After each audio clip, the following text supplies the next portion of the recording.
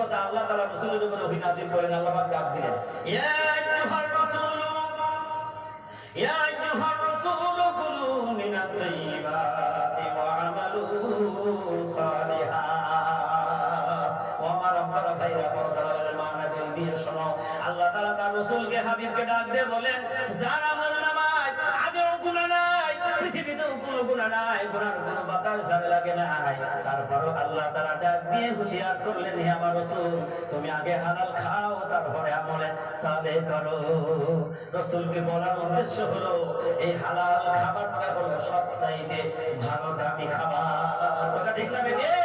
এই জন্য রাহমাতুল্লাহ বলে, সাবধান সাবধান, তোমার মৃত্যু হয়ে যাক, খাবারের দ্বারাই মরণ হয়ে যাক, তবু যেন নাপাক খাবার তোমার জিহ্বায় লাগিও না।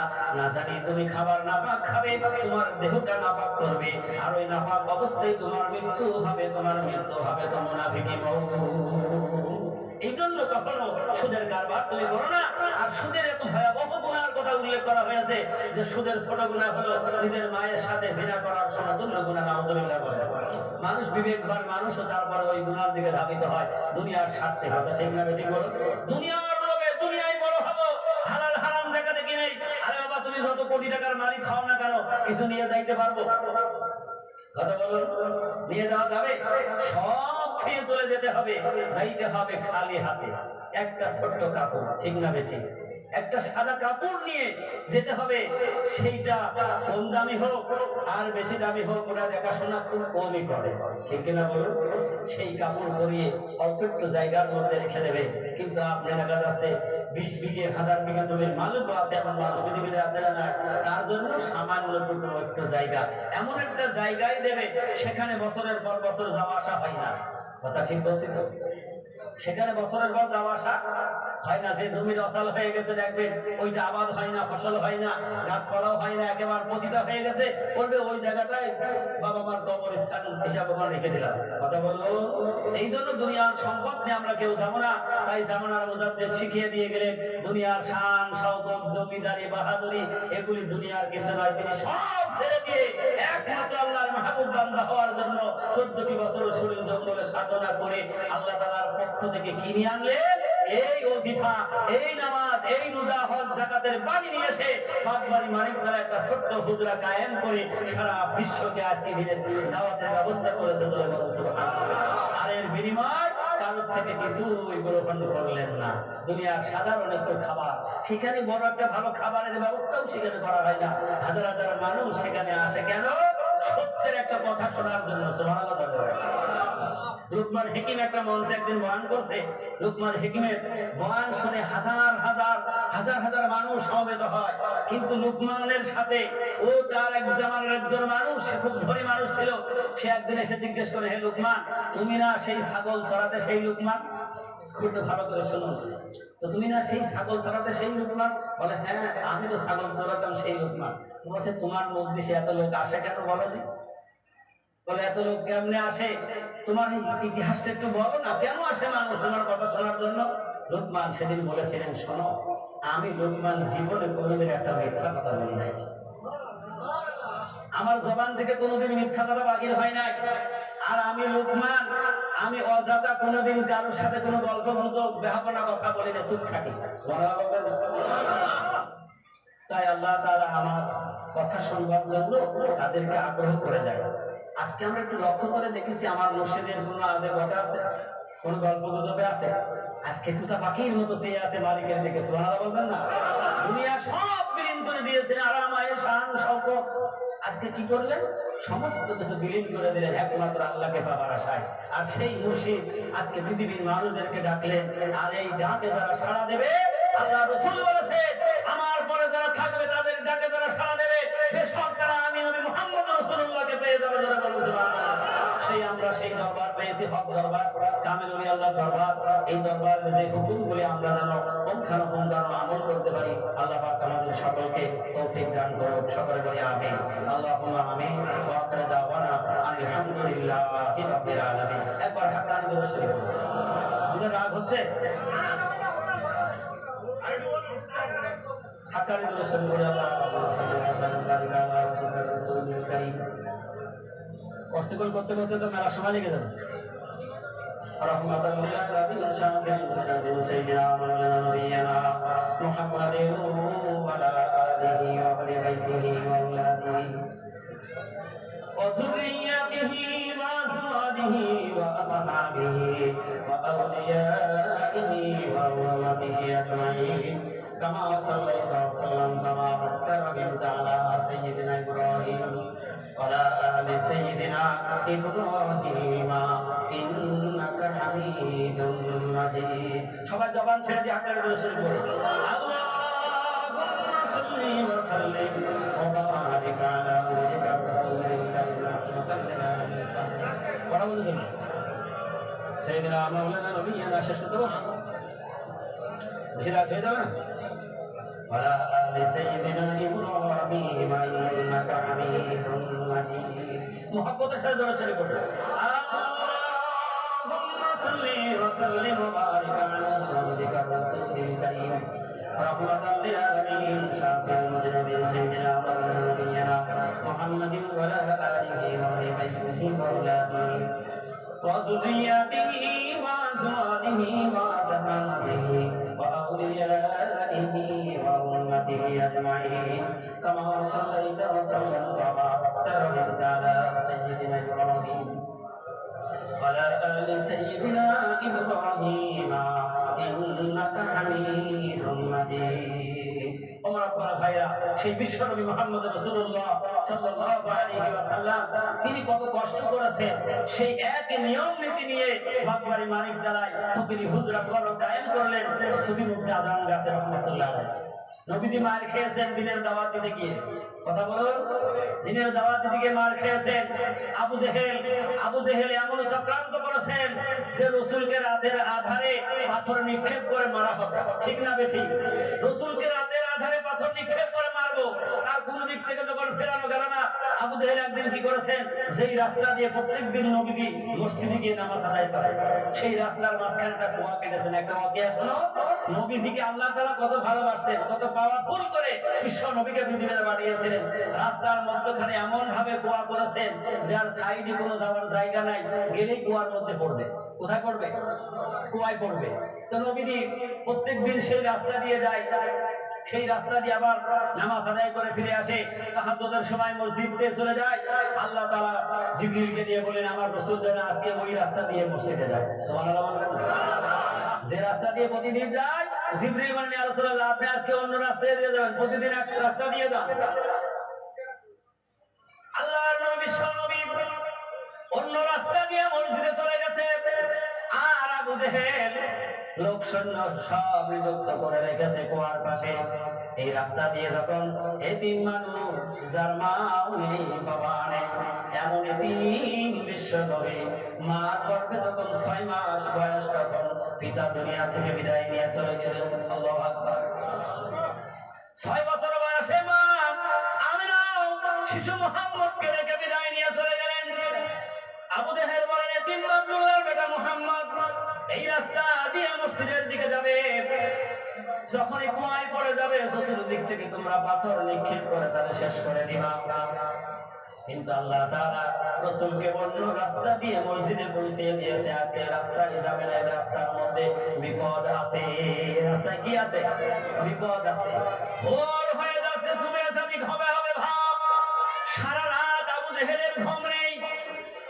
যে আমার তো কোনো খবর এলো না কিছুই বুঝতে পারলাম না আবু জেহেলের কোনো খবর না পেয়ে তিনি আবু জেহেল নিজে বেরিয়ে পড়েছেন দেখি খবরটা কি হয় নিজেই যখন বেরিয়ে পড়লেন যাইতে যাইতে আবু জেহেল তো জানা নেই কত দূর গেলে সেই কুয়া পাওয়া যাবে আধার রজনীতে যাইতে যাইতে আবু জেহেল কুয়ার মধ্যে পড়ে গেছে চতুর্দিক থেকে পাথর নিক্ষেপ শুরু হয়ে গেছে আল্লাহু আকবার বলেন আবু জেহেলের গায়ে চতুর্দিক থেকে পাথর আসছে আবু জেহেল ডাক দিয়ে বলে তোরা মারিস না রে আমি তো তোদের নেতা আবু জেহেল মারিস না পাথর মারে আর বলে আবু জেহেলের নাম বললে আর ছাড়া হবে না ও আব্দুল্লাহর বেটা মুহাম্মদ আজকে তোমাকে ছেড়ে দেব না পাথর দিয়ে তোমাকে শেষ করে দেব ও ভিতর থেকে কান্না কাটি দিয়ে বলে মারিস না রে মারিস না এক নজর চাইয়ে দেখ আমি হইলাম আবু জেহেল সুবহানাল্লাহ বলে আল্লাহ পারে কি পারে না আল্লাহ বলেন আমি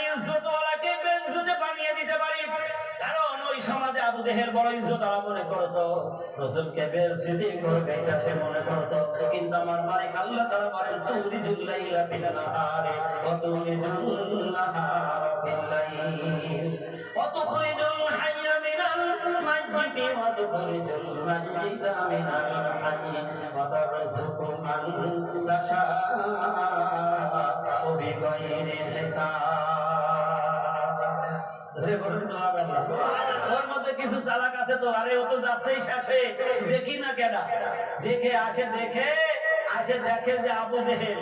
আল্লাহু আকবার বলে, মারিস না মারিস না মারিস না রে, আমার নেতা এর মধ্যে। সত্যি যাই দেখছে ওর মধ্যে। এখন বলছে সম্মান তো গেল, সম্মান তো চলে গেল, ইজ্জত তো গেল, নেতারে তাড়াতাড়ি উঠা। কি করছে নেতারে? এত হইছে করলে তো হবে না গো, নেতারে তাড়াতাড়ি উঠা। এখন ওদের কাছে আর কি আছে?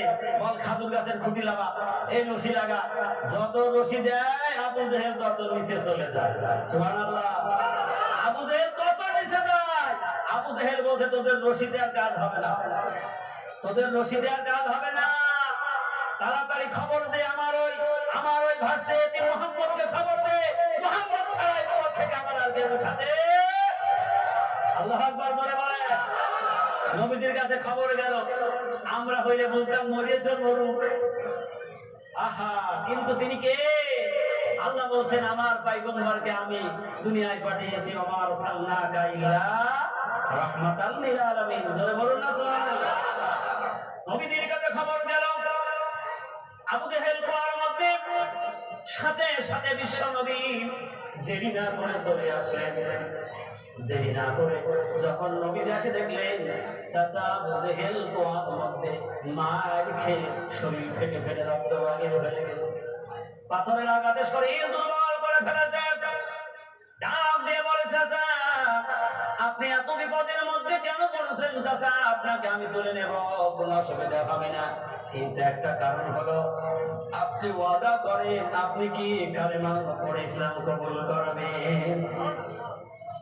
আবু জেহেল বলে ভাতিজা হ্যাঁ আমি তো এটাই মনে মনে বলছি, আমি তো এটাই মনে মনে বলছি, ভাতিজা আসলে আমি কালেমা পড়ে নেব, তবে আমি তো বড় অসহায় হয়ে গেছি, পেরেশান হয়ে গেছি, দুর্বল হয়ে গেছি, তুমি আমার হাতটা বাড়িয়ে দিয়ে তুলে নাও, আমি উপরে উঠে তোমার হাতে হাত দিয়ে তোমার কাছে আমি কালেমা পড়ে নেব। আল্লাহর নবী বিশ্ব নবী আলামিন সত্যবাদী ওই লাঠিতে ঠাঁই পাই না, এই রশি দিয়ে তুলতে পারে না, বড় বড় লম্বা খেজুর গাছ কেটে লাফিয়ে দিয়েছে, যত রশি লাফাই তত নিচে আবু জেহেল ঢুকে যায়। এই ঘটনাকে ঘটায়, ধরে বলো আল্লাহর হাবিব শুধুমাত্র হাত খাড়া বাড়িয়ে দিলেন, হাত দেওয়ার সাথে সাথে আবু জেহেলের হাতে হাত চলে গেল। আবু জেহেলকে যখন ডেনায় টান দিয়ে তুলে নিলেন, এমন হতভাগা হিদায়াত নসিবে না কপাল মোড়া আবু জেহেল বললেন আমি মানি না তুমি হইলা জাদুকার। নাউজুবিল্লাহ বলে।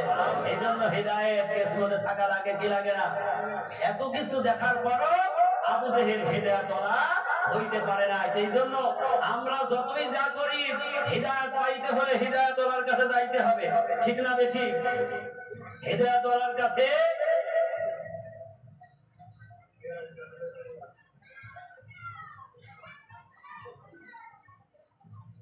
অল্প সময় কাজ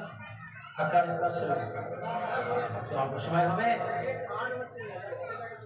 আল্লাহুম্মা সাল্লি ওয়া সাল্লিম ওয়া বারিক আলা মুহাম্মাদির রাসূলিল কারীম রাহমাতাল লিল আলামিন শাফিল মুজরিমিন সাইয়্যিদিনা মাওলানা নবিয়্যিনা মুহাম্মাদিন ওয়া আলা আলিহি ওয়া আহলি বাইতিহি ওয়া আওলাদিহি ওয়া যুররিয়াতিহি ওয়া আজওয়াজিহি ওয়া আসহাবিহি ওয়া আউলিয়াইহি ওয়া উম্মাতিহি আজমাইন কামা সাল্লাইতা ওয়া সাল্লামতা ওয়া বারাকতা আলা সাইয়্যিদিনা ইব্রাহিম ওয়া আলা আলি সাইয়্যিদিনা ইব্রাহিম ইন্নাকা হামিদুম মাজিদ। একটা বিষয় হলো পয়গম্বরদের কাছে যা ঘটেছে সেইগুলি হলো মুজিজা, সেগুলি হলো মুজিজা, আর ওলি আল্লাহদের কাছে যেটা ঘটেছে সেইটা হলো কারামাত। ওলি আল্লাহদের কারামাত হলো হক, এটা হলো সত্য, আর পয়গম্বরদের কাছে যা হয়েছে সেই মুজিজাও হলো সত্য। ধরে বলুন না সুবহানাল্লাহ। ওলি আল্লাহদের কারামত হলো হক সত্য। এটা যদি কেউ মিথ্যা মনে করে ঈমান থাকবে না। এটা মিথ্যা মনে করলে কি থাকবে না? ঈমান থাকবে না। ওলি আল্লাহদের কারামত হলো হক। তাই আল্লাহ তাআলা সেটা বোঝাবার জন্য মুসা পয়গম্বরকে ওলি আল্লাহর কাছে পাঠিয়েছিলেন। তুমি ওলি আল্লাহর থেকে নাক শিটকাও কেন? মুসা পয়গম্বরের মতো নবী যদি একজন ওলির কাছে গিয়ে কিছু জ্ঞান ইলম শিখতে হয়, তাহলে এবার বুঝে নিয়ে ওলি আল্লাহদের কারামত হলো হক। মুসা আলাইহিস সালামের কথাটা না বললে তাহলে বুঝাইতে পারবো না। কারণ এখানে তো ওলি আল্লাহদের এই কারামতগুলো মিথ্যা মনে করে। আছে না না এরা মানুষ? কত ধরে বলুন আছে না নাই? তো মুসা আলাইহিস সালাম একদিন এরকম মানুষে দাঁড়িয়ে বয়ান করছেন, আর মানুষ জিজ্ঞাসা করলেন, হে মুসা, এই জামানায় সবচেয়ে বড় আলেম কিনা, জ্ঞানী কে? মুসা পয়গম্বরের সাথে সাথে বললেন, আমি তো বড় জ্ঞানী। কারণ পয়গম্বরের সাথে কি উম্মত বড় হইতে পারে? কথা বলুন না কেন? মুসা আলাইহিস সালাম যে কথাটা বলেছে, এই কথাটা সত্য কথা, কিন্তু আল্লাহ তাআলা পছন্দ করে নাই যে তুমি সরাসরি নিজে জ্ঞানী বানিয়ে নিলে। তুমি মুসা বলতে পারতে যে আল্লাহ যাকে বড় করেন, যাকে জ্ঞানী বানান, সেই জ্ঞানী। কথা বলুন।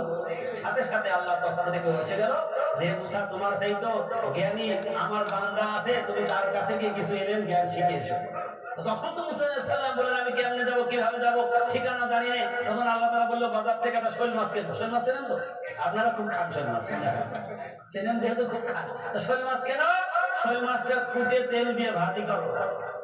ওলি আল্লাহদের এইগুলি হলো মুজিজা। আর ওলি আল্লাহদের কাছে যেগুলি হয় এগুলি কারামত, আর পয়গম্বরদের কাছে যেটা ঘটেছে ওইগুলো হলো মুজিজা।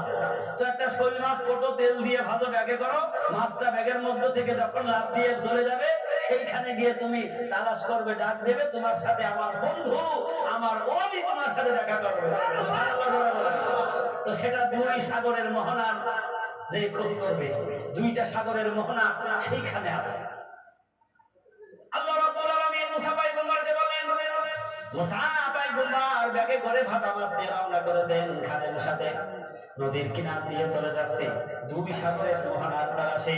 যাইতে যাইতে ব্যাগের মধ্য থেকে ওই ওটা ভাজা মাছটা জেতা হয়ে লাফ দিয়ে সাগরে চলে গেছে। এবারে ধরো শৈল মাছ কোটার পরে তেল দিয়ে ভেজে নেওয়ার পরে তাজা হয়, কে করে? এই ক্ষমতা কার হাতে? আল্লাহ বলছেন, আমি মৃতকে জীবিত করতে পারি, জীবিতকে মৃত্যু করতে পারি। এই ক্ষমতা আমি আল্লাহর, আর কারোর নাই। সুবহানাল্লাহ বলবেন না? মুসা আলাইহিস সালাম শরণাপন্ন হলেন, তখন দেখছেন দুই সাগরের মধ্যখান থেকে উঠে আসছে, ওখান থেকে তার শরীরের একটা পশমও ভেজে নাই, একটা পশমও ভেজে নাই, শুকনা শরীর নিয়ে উঠে আসলেন। সেই মানুষটার নাম হলো হযরত খাদির আলাইহিস সালাতু ওয়াস সালাম। জোরে বলুন না সুবহানাল্লাহ। সেটা আল্লাহর ওলি, আল্লাহর বন্ধু। সুবহানাল্লাহ বলবেন না? আল্লাহর ওলিদের কাছে যা ঘটে সেইটা হলো কারামত, আর পয়গম্বরদের কাছে যা ঘটেছে সেইটা হলো মুজিজা। তে বলকের বাচ্চা ইব্রাহিম বিন আদহাম তিনি কাবার জন্য রওনা করেছেন, অনেক কষ্ট করে তিনি গেছেন। 40টা বছর আল্লাহর পথে এই সাধনার মধ্য দিয়ে কাবার জিয়ারতের জন্য তিনি পৌঁছে গিয়েছেন। অনেক লম্বা ঘটনা, কোন শর্টে বলি, অনেক মুরব্বী মানুষ আছে কষ্ট পাবে, কাল আবার ফজরের নামাজ না পড়লে আমি তো আল্লাহর কাছে দায়ী হয়ে যাবো। ঠিক না ঠিক? সব দিকে লক্ষ্য করতে হবে। তো তিনি অনেক কষ্ট করে গেছেন, কাবা জিয়ারত করলেন। এই যে ওলি আল্লাহরা তারা কি তাদের মন, এখানে একটা বিশাল বড় ঘটনা আছে। আমি তো সব খুলে বলতে পারবো না, আমাকে চিঠিটা আগে দিতে হতো। তো তিনি কাবা অনেক সাধনা করে গেছেন, 40 বছর সাধনার পরে কাবায় পৌঁছেছেন। তো এই পৌঁছানোর পরে কি হলো, যাই কাবার চিহ্ন দেখতে পাচ্ছেন না চোখে, আর কাবা, এটা তো আল্লাহ তাআলা আল্লাহর বান্দাদেরকে একটা বরত্ব, তাদের অলিত্ব বুঝাবার জন্য, যে আমাকে যারা হাসিল করেছে আমি আল্লাহ তাদেরকে কত ভালোবাসি, তাদের দরজা কত বড়, এইটা বুঝাবার জন্য বলকের বাদশা ইব্রাহিম বিন আদহামের সামনে আর কাবা নেই। কাবা কোথায়? কাবা আছে না নাই? কাবা আছে, কিন্তু উনি দেখছে কাবা নেই, সিজদায় পড়ে গেলেন, মালিককে ডাক দিলেন। সুবহানাল্লাহ বলুন। মালিককে ডাক দিলেন, রব্বুল আলামিন, আমি তোমার কাবা জিয়ারত করার জন্য এসেছি, কাবা তাওয়াফ করার জন্য এসেছি, দেখতে এসেছি। ও মালিক, আমি কাবা দেখি না কেন, তোমার কাবা কোথায়? আল্লাহ তাআলার পক্ষ থেকে গায়বী আওয়াজ এসে গেল, ও ইব্রাহিমের মা, আমার এক বান্দি রওনা করে আসছে, সে এখন পথের মধ্যখানে, পথের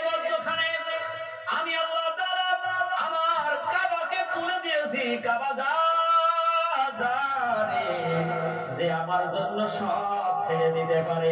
কারণ রাবিয়া বসরি রাহমাতুল্লাহ আলাইহা প্রথম বিবাহ হওয়ার পর যখন স্বামী মরে গেল, আল্লাহু আকবার বলেন, এই স্বামী মরে যাওয়ার পরে জিন্দেগিতে আর কোনোদিন রাবিয়া বসরি রাহমাতুল্লাহ আলাইহা আর বিয়ে বসে নাই। নিজের জীবনখানা আল্লাহর সাথে সঁপে দিলেন যে আমি রাবিয়া আর দুনিয়ায়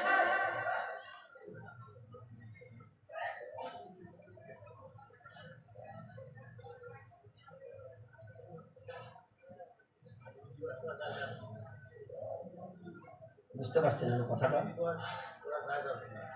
নবী দিবস করা জায়েজ না না জায়েজ?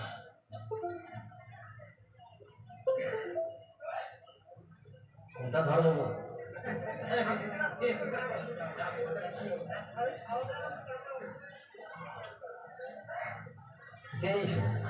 যেই নবীর জন্য এত কিছু সৃষ্টি, সেই নবীর শানে মানুষ একটু ইবাদত বন্দেগী করবে না, তার শানে দরুদ পাঠ করবে না, তাহলে সেটা না জায়েজের কি আছে? কথা বলো। অবশ্যই নবীর জন্য সেই দিন দোয়ার মাহফিল করতে হবে, দরুদের মাহফিল করতে হবে, নবীর শানে কিয়াম পাঠ করতে হবে। সুবহানাল্লাহ করে বলেন না কেন? এই জন্য এটা নবীর শানে নবী দিবস পালন করা জায়েজ। নবী দিবস পালন করা কি জায়েজ? কারণ রাসূল এসেছেন, রাসূলের আগমনের সেই দিনটাতে আমরা কি করব? আরো বেশি বেশি করে নিজে নফল রোজা রেখে তাসবিহ তাহলিল বেশি বেশি করে করব। সুবহানাল্লাহ। কারণ এটা আমাদের সৌভাগ্যের দিন। এই দিন যদি আল্লাহ রাসূল পৃথিবীতে আল্লাহ না পাঠাইতেন, এই পৃথিবীই তো সৃষ্টি হতো না। তাহলে সেই দিনটার জন্য ইবাদত বন্দেগী করা জায়েজ, সেই দিনটার জন্য নফল রোজা রাখা জায়েজ, সেই দিনটার জন্য সুবুল করা জায়েজ, সেই দিনের জন্য দরুদ কিয়াম পাঠ করা জায়েজ। এতে কোনো না জায়েজের কিছু নেই। জোরে বলেন সুবহানাল্লাহ। তো বলদের বাচ্চা ইব্রাহিমের আদহাম যখন কাঁদছে, আল্লাহ তোমার কাবা কই, আমি একটু কাবা তাজিম করব, কাবাকে দেখব। আল্লাহ তাআলা তখন বললেন, আমার এমন একটা বান্দি আসছে, যেই বান্দি কি ছিল, তিনি সারাদিন দাসীগিরি কাজ করত। কেমন কাজ করতো? সারাদিন পরের কাজ করে দিয়ে কিছু রোজগার করতো, সেইটা নিয়ে সংসার চালাতো, আর সারা রাত নিজের জীবনটাকে আল্লাহর জন্য সঁপে দিত। সুবহানাল্লাহ। রাবিয়া বসরি রাহমাতুল্লাহ আলাইহা নিজের জীবনটাকে সারা রাত আল্লাহর ইবাদতের জন্য দান করে দিয়েছিল। আর সেই রাবিয়া বলেছিল যে আমার এই দেহ এই দুনিয়ার প্রেম সাগর থেকে যা তুলে নিয়েছে আল্লাহ, কারণ আমার এই বডি দেহ দুনিয়ার আর কোনো প্রেম সাগরে আমি নিক্ষেপ করবো। সুবহানাল্লাহ। আমার কথা বুঝতে পারেন নাই? স্বামী মরে যাওয়ার পর নিজের দেহখানা কি করলেন? মালিক আমি তোমার কাছে সঁপে দিলাম, দুনিয়ার স্বার্থ থেকে আমার এই দেহখানা আমি সব তোমার কাছে সঁপে দিলাম। সারা রাত ইবাদত বন্দেগী করতো সেই রাবিয়া বসরি, তিনি কাবা জিয়ারতের জন্য রওনা করেছেন। সুবহানাল্লাহ বলবেন না? কাবার জন্য রাবিয়া মধ্যপথে হঠাৎ রাবিয়া বসরি রাহমাতুল্লাহ আলাইহি তিনি দেখলেন কাবা তার সামনে এসে গেছে, কিন্তু কাবা তো এখন অনেক দূরে। কাবা অনেক দূরে। রাবিয়া বসরি রাহমাতুল্লাহ আলাইহি মালিককে ডাক দিলেন, ও মালিক, আমার সামনে এত তাড়াতাড়ি কেমনে কাবা পেয়ে গেলাম? আল্লাহ তাআলা ডাক দিয়ে বলেন, রাবিয়া রে, তুমি কি খুশি না বেজার? আল্লাহর বন্ধুরা বলিরা তাদের মন কত বড়, তাদের মনটা কেমন একটু ভাবে দেখুন। রাবিয়া বসরি আল্লাহ তাআলা বলেন, রাবিয়া তুমি এতে খুশি না বেজার? রাবিয়া বসরি রাহমাতুল্লাহ আলাইহি বলে, মালিক তুমি আমাকে ইজ্জতওয়ালা বানিয়ে সম্মানী বানিয়ে কাবাকে স্বাগতম জানাবার জন্য তুমি পাঠিয়ে দিয়েছো। আল্লাহ তাআলা এই কাবা যে আমাকে ইস্তেগফার করবে, স্বাগতম জানাবে, এর জন্য আমি কাবা দেখেও খুশি হইতে পারি না। আল্লাহ তাআলা বলেন, রাবিয়া রে, তুমি কি করলে খুশি হবে রে রাবিয়া? রাবিয়া ওই দিন বলেছিলেন, মালিক তুমি কাবাকে দিয়ে আমাকে স্বাগতম জানিয়েছো, এই কাবা না পাঠিয়ে ও মালিক তোমার একটা দপ্তর আছে, সেই দপ্তরের নাম হইল ফকিরি দপ্তর। তোমার একটা স্তর আছে, সেই স্তরের নাম হইল ফকিরি স্তর। ও মালিক আমার নাম খানা যদি তুমি ওই ফকিরি দপ্তরের মধ্যে লিখে দিতে মালিক, আমি রাবিয়া বসরি কাবাকে পাওয়ার চাইতো নিজেকে বেশি ধন্য মনে করতাম। আমার ওই স্তরটা কত দামি রে রাবিয়া, তুমি যে স্তরে আছো এখনো তোমার সামনে 70টি ধাপ বাকি রয়েছে। আল্লাহু আকবার বলেন। ও আমার বড় ভাইরা, সেই ফকির দপ্তর হাসিল করেছে জামানার সংস্কারক জামানার কুতুব আলিম বিল্লাহর বাদশা হযরত মাওলানা সুফি মুফতি আজম গাজী রাহমাতুল্লাহ আলাইহি। এই দপ্তর হাসিল করতে করতে এমনি হাসিল হয় না, এই হাসিল করতে হলে নিজেকে বিলীন করে দিতে হয়, নিজেকে একেবারে সুফে দিতে হয়। যে আল্লাহর মাহবুব বান্দারা 14টি বছর রান্না করা কোনো খাবার মুখে লাগায় নাই, সুবহানাল্লাহ জোরে বলেন। তাহলে নিজেকে কত মিটিয়ে দিয়েছিলেন? 14টি বছর শরীর জঙ্গলের মধ্যে, সেখানে কোনো ঘর ছিল না, বাড়ি ছিল না, বিছানাও ছিল না, কোনো আলো লাইনের কোনো ব্যবস্থা ছিল না, রাতের আধারে কোনো বাতি ধরাবার কোনো ব্যবস্থাও তিনি করে নাই। বাঘ, সিংহ, কচ্ছপ, হরিণ, অজগরের সাথে 14টি বছর কাটালেন, সুবহানাল্লাহ বলে বলেন। এই সামান্য একটু বৃষ্টি পড়বে, প্যান্ডেলটা কত শক্ত করে করা হয়েছে, একটা ঘর কত খরচ করে ছাদ করা হয়, একটু বৃষ্টির অপেক্ষায় একটু ভেবে দেখো আমার মুর্শিদ 14টি বছর এই বিনা ছাদে বিনা ঘরে কেমন করে শরীর জঙ্গলে কাটালো। তাহলে মালিক মালিক কেন তারে ওই দপ্তরে পৌঁছায় দেবে না? সুবহানাল্লাহ বলে বলে। 14টি বছরের মধ্যে কত মশার কামড়, কত শীত, কত ঝড় ঠান্ডার মধ্যে বসে শুধু মালিককে ডাক দিয়েছে। আর আমার আল্লাহ তাআলা বলেন, যারা নিজেকে সুখে দেয় আমার প্রতি, যারা নিজেকে আমার প্রতি উৎসর্গ করে দেয়, তাদের সকল সাহায্য করা আমি আল্লাহর পক্ষে ওয়াজিব হয়ে যায়। আল্লাহ তাআলা কোরআন কারীমের মধ্যে বলেন, ওয়াকানা হাক্কান আলাইনা নাসরুল মুমিনিন। আমার মুমিন বান্দা যখন আমার প্রতি সব সুখে দেয়, আমি আল্লাহ তাআলা আমার ওই মুমিন বান্দা বান্দে সর্ব অবস্থায় সর্ব জায়গায় সাহায্য করা আমি আল্লাহর পক্ষ থেকে ওয়াজিব হয়ে যায়। সুবহানাল্লাহ বলে। এইজন্য আজকে ফকিরি দপ্তর হলো খুব দামি দপ্তর, সুবহানাল্লাহ বলে। আমার মুর্শিদ সেই দপ্তর হাসিল করেছে, সুবহানাল্লাহ বলবেন না? এইজন্য আজকে আমরা কোন মুর্শিদ পেয়েছি, যেই মুর্শিদ নিজে এত কিছু ছেড়ে দিয়েছেন। কার জন্য? নিজের জন্য। কথা বলুন না কেন? নিজের জন্য যদি হতো তাহলে বাবার জমিদারিতে থেকেই তো আমল করতে পারতেন, ঠিক না বেঠি? তিনি কোন শিক্ষা অর্জন করে নাই? সাগর সিংহপুরী রহমতুল্লাহ আলাইহি তিনি বলেছেন, এই ভারত উপমহাদেশের মধ্যে এত বড় মুফতির জন্ম হয়নি, সুবহানাল্লাহ করে বলেন। এত বড় সুফির জন্ম হয় নাই। আল্লাহু আকবার বলবেন না? কোন দরজা ওলি আল্লাহর মজলিসে আমরা বসেছি, এটা বয়ান করে সারা রাত বয়ান করলেও শেষ করা। সাগর সিংহপুরী রহমতুল্লাহ আলাইহি বলতেন, এই দরবারের কোনো বয়ান নেই, কি বয়ান করব? এই দরবারের বয়ান নেই। এই দরবার হলো খাস আল্লাহর দরবার। এই দরবার হলো প্রিয় নবী মুহাম্মদ রাসূলুল্লাহ সাল্লাল্লাহু আলাইহি ওয়াসাল্লামের দরবার। এই দরবার হলো 1,24,000 পয়গম্বর যেভাবে ইসলামের কাজ করেছেন, দাওয়াত দিয়েছেন, সেই একই নিয়ম নীতির দরবার। জয় বলুন সুবহানাল্লাহ। এই জন্য দরবারের সাথে যদি আমাদের সম্পর্ক থাকে, আর দরবারটাকে যদি আমরা মন প্রাণ দিয়ে ভালোবাসতে পারি, যদি কি বা কেন এইটা নিয়ে গবেষণা করি, কিছু পাওয়া যাবে না। নিজেকে বিলীন করে দিতে হবে, নিজেকে বিলীন করে দিতে হবে, তবেই কিছু পাওয়া সম্ভব। কারণ সোহবতটা খুব বড় ব্যাপারের একটা জিনিস আছে। কথা বলুন।